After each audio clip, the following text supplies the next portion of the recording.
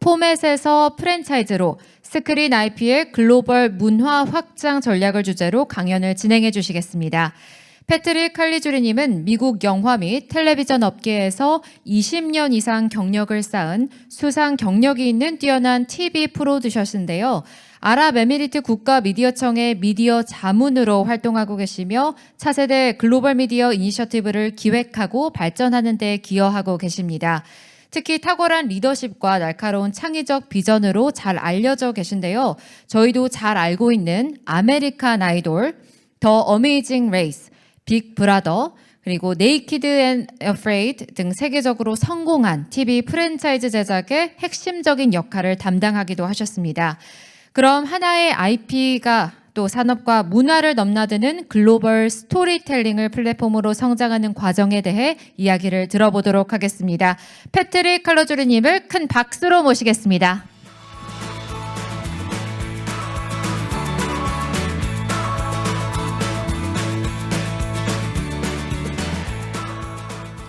Hello, everybody. First, would like to thank Coca and the ministry for having me here today. Lovely being in Seoul. The weather is perfect. It's beautiful out, and thank you for such a warm reception. So we're going to talk about formats and franchising, expanding screen IP into global culture. So how do we take an idea from incubation and then grow it and market it globally? But first, who is this guy standing on stage? My name is Patrick Caligiuri. I've been a television producer for over 20 years, mostly based in Los Angeles. I've worked on shows like The Amazing Race, Big Brother, Naked and Afraid, American Idol, and know specifically how to produce television shows that carry over internationally. I also have an online presence on Instagram, TikTok, and LinkedIn as Producer Patrick, where I talk a lot about the expanding and evolving film and television industry as a industry analyst. And then I recently took a position as a media advisor to the United Arab Emirates. The region is expanding its media footprint, looking how to take its formatting and expand it globally, while also looking to bring production into the region as well.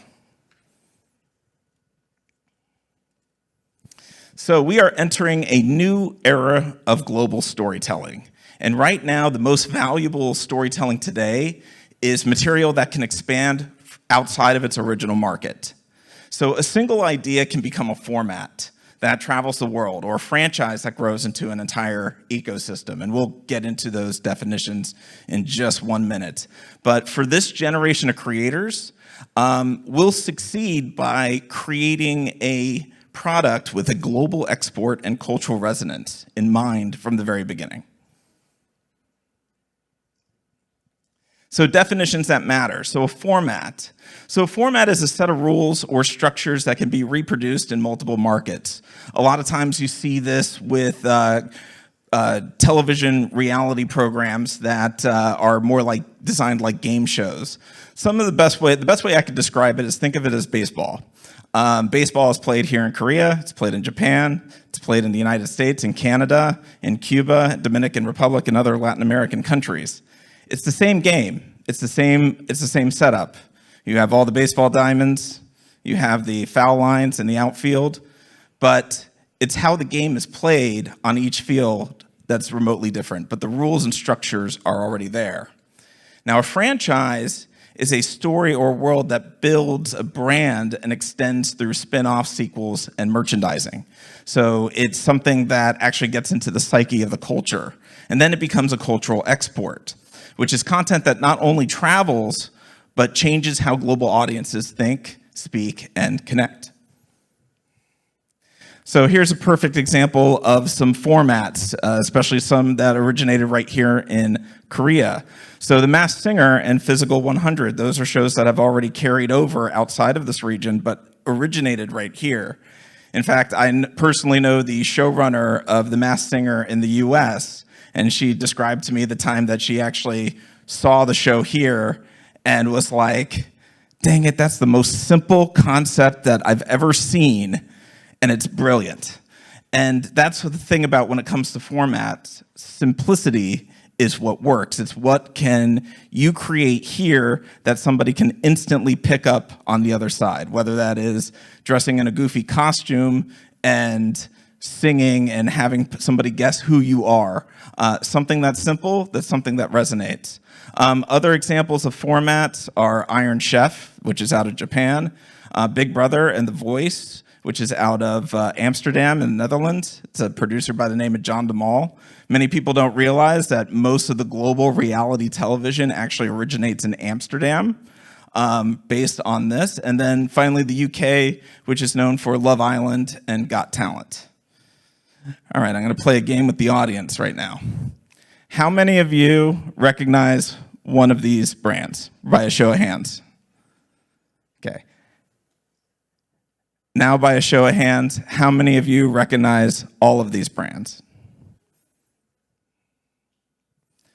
And that's the power of a franchise.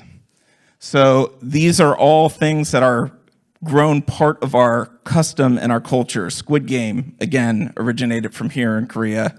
Pokemon, Marvel, Star Wars, James Bond, Harry Potter, they all had a place of origin. But interesting to think of how big you can grow a franchise. Look at Star Wars. Star Wars started out as one movie in 1977, directed by George Lucas, starring Mark Hamill and Carrie Fisher. How many Star Wars television shows do you know now? You can actually go to Disneyland and actually enter a Star Wars universe. And I'm actually curious to how many toy lightsabers have been built in the past 40 years. So what is the core difference between a format and a franchise? So a format, it scales through replication. It's one idea with many local versions. So it's about structure and repeatability, copy and paste. Franchises, they scale through storytelling. It's more like a web that grows. It's one world with many extensions. So franchises are about world building and longevity. So how do we get from formats to franchises? Well, streaming has changed the game. It has globalized content where formats can now be shipped abroad and evolve into their own franchise ecosystems. A perfect example of this is a show which is called The Voice, which is a singing competition show that is now expanded into spin-offs. It's grown outside of just being a television program. It now has concert tours with the contestants of the show. And it's also spawned off music labels. MasterChef in the UK, that started off also as a television show, but now those chefs actually brand their restaurants as MasterChef restaurants. And it has also built culinary academies. So the idea of a franchise is to go beyond what the original program was and to create a culture around that.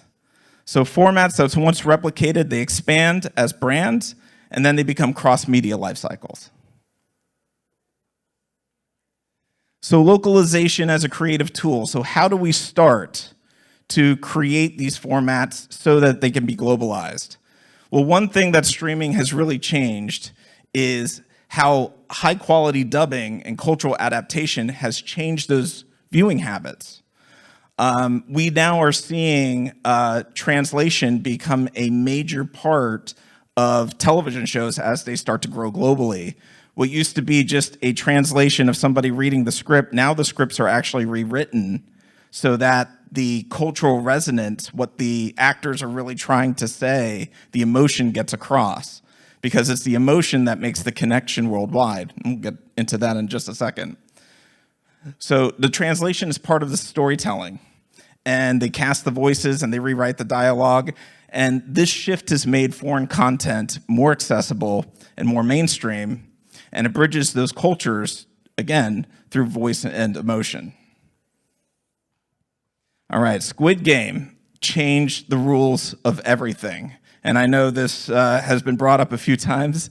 But really, if you were to go 10 years ago into a Hollywood executive's office, and you were to say, I have a show for you, they're going to say, okay, what is it? well, it comes from Korea.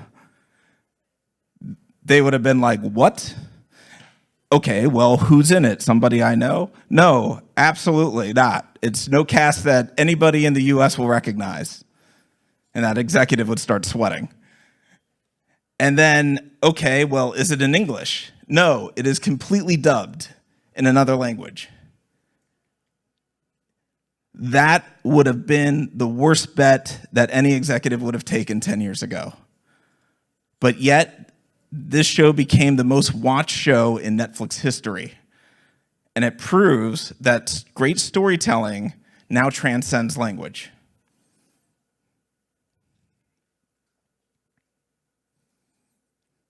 And this is the universal power of story.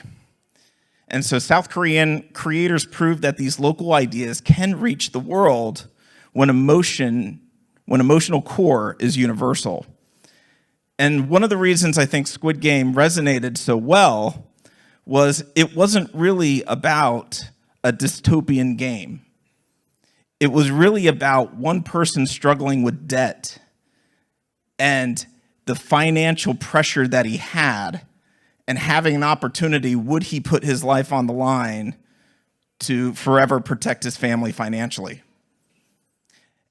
And that story is something that everybody in the world can relate to.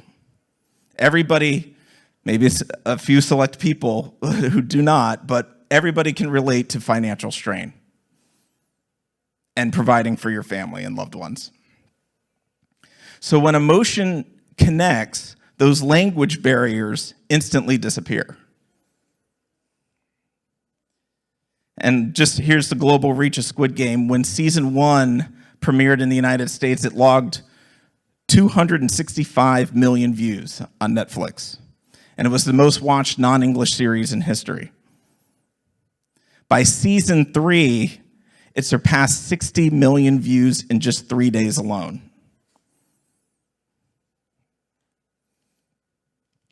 And Korea's influence has created a ripple effect. The success of K-content has really signaled a new era in cross-cultural storytelling. I have a 6-year-old daughter, and she loves K-pop Demon Hunters. In fact, I have not heard my own music in my car with her in it in probably half a year now, because Golden is always on repeat. But because of the success of this K model, other regions are now studying it. They're saying, how do we create our own formats that transcend? And the model is simply this. It's investing in local talent, not only just in front of the camera, but behind the camera as well, that production talent. Building those export pipelines. How does the material get distributed? And using policy, local policy, to support creative economies.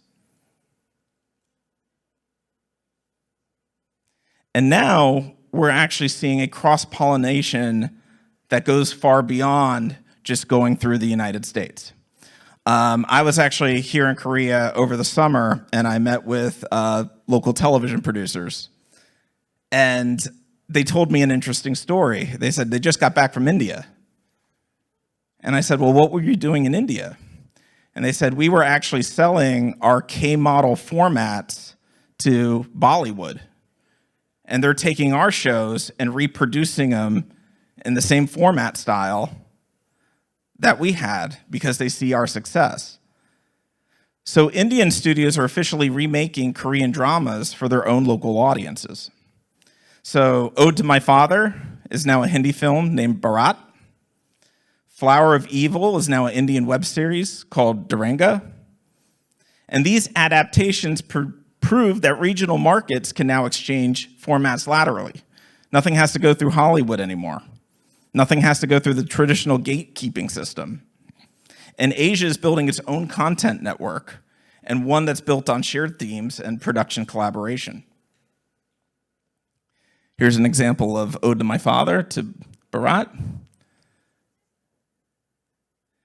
And Flower of Evil to Duranga. You could even see that the promotional posters are almost identical. And we're still seeing more cross-pollination. And another example of that is Japan and the Middle East and Africa. And recently, Saudi Arabia teamed up with Japan with an animation company to co-produce an anime that's based on Arab and African folklore. We're now actually seeing a Japanese style of animation being used to tell stories outside of the region. So the journey and futures folktales merged the Japanese craft with regional mythology.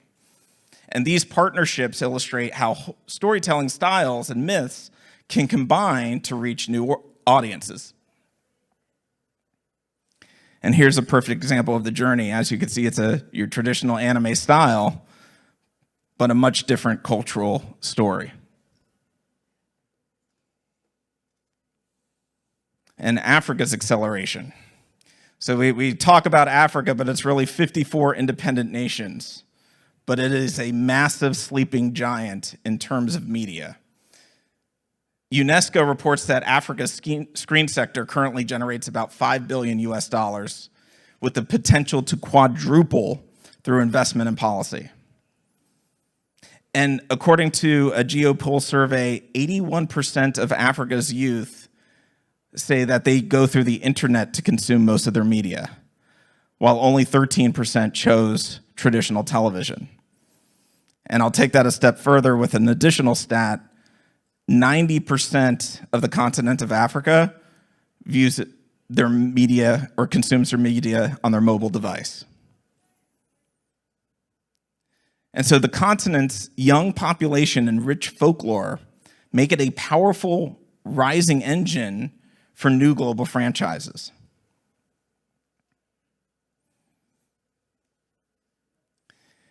And here's an example of Disney, which has picked up Quasimodo, which is a local African folklore tale, as well as Iyanu.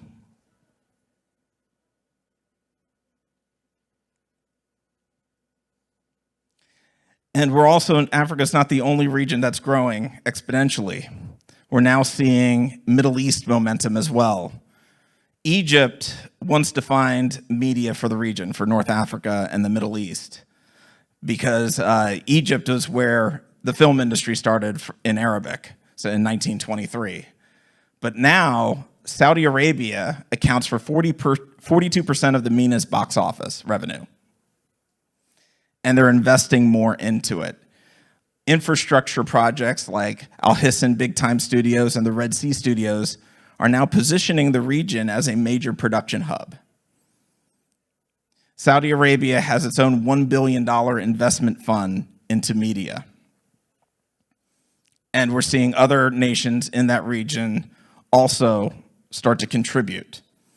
And the rebates and co-financing models are making Egypt very attractive. And right now, if you were to understand the film industry, many countries are trying to encourage production to come to them through rebates and tax incentives. And it's almost a war of who can provide the best tax incentive. Many of the productions that were traditionally filmed in Los Angeles have now left to go to the UK or Ireland or Eastern Europe or Thailand or Canada. And so the Middle East is actually adding something additionally to that, which is they're also looking to make equity investments into these productions, which is just a little bit more on top of a tax rebate and incentive program to entice productions to go to that region. I was in Saudi Arabia 2 weeks ago, and this is the Al Hissan Big Time Studios, which just opened in November 2024. It is a very impressive state-of-the-art studio, and it's going to continue to expand. And they are thinking outside of the box. They are saying, why don't we put a 5-star resort on the studio lot so the crew can have a nice, comfortable place to stay, and put restaurants and stores and shops so to make it comfortable for production crews, a one-stop shop. The United Arab Emirates as a creative gateway. This is my new role as a media advisor with the country. The UAE is also rapidly emerging as the region's crossroads for global media and technology. It's a country that is 9% Emirati and 90% expats. And the UAE currently offers one of the most reliable production rebates and infrastructure ecosystems in the region. They're currently filming Dune there right now. And Abu Dhabi is going to be hosting the world's largest media summit this December, which is going to be called the Bridge Summit. And the reason it's called Bridge is they see themselves as a global epicenter that can connect Asia, Africa, and the West. And they want to see themselves as a crossroads that bridge and make those connections, much in the same way that Korea and India had made a connection as well.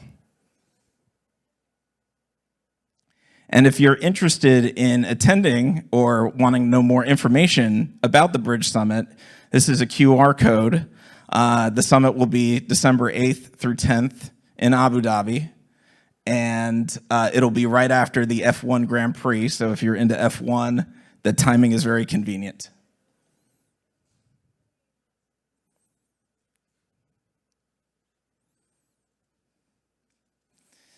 Okay, so we're going to do our overview now.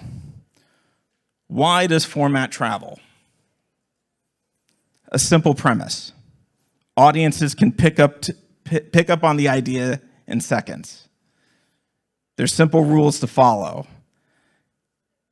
So when you design a program, the more complex it gets, the more can be lost in translation. And that's why I go back to The Masked Singer. Why did The Masked Singer do so well? It was a concept that was very simple to pick up on. A repeatable structure. And this goes back to the baseball example. It's predictable yet rewarding.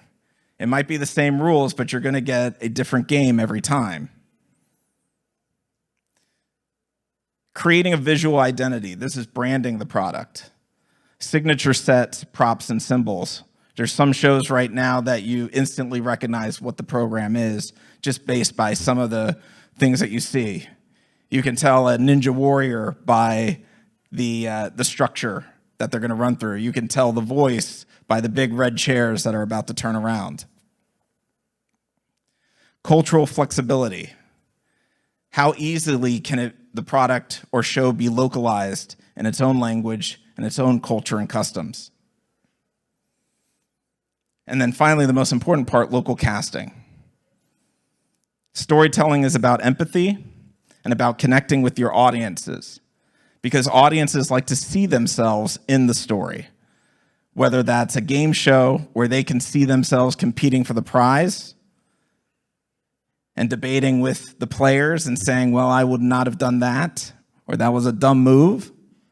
That's what makes game shows so fun to watch.